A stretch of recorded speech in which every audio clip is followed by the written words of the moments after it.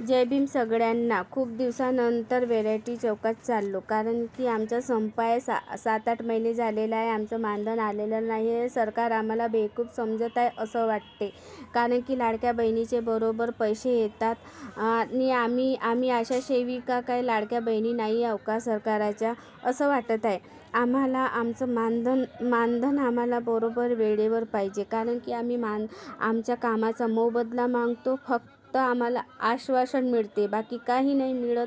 सरकारला थोडीशी लाज नाही वाटत आहे का, की आमचा पेमेंट 7-8 महिने झालेला आहे, आमचा पेमेंट आम्हाला मिळालेला नाही आहे. आजपर्यंत आमचं मानधन आमच्या वेळेवर आमच्या खात्यात कधीच जमा झालेला नाही आहे. आमच्याजवळून काम करून घेतात, पण आम्हाला आमच्या पैशासाठी नेहमीच असं रस्त्यावर उतरावं लागतं हर एक याच्यासाठी. तर माझं म्हणणं असं आहे की आम्ही जो काम करतो त्याचाच मोबदला आम्ही मागतो, बाकी काही नाही. मानधन आमच्या हक्काचं आहे, नाही कुणाच्या बापाचं आहे. म्हणजे आम्ही काम करतो त्याचा मोबदला मागतो.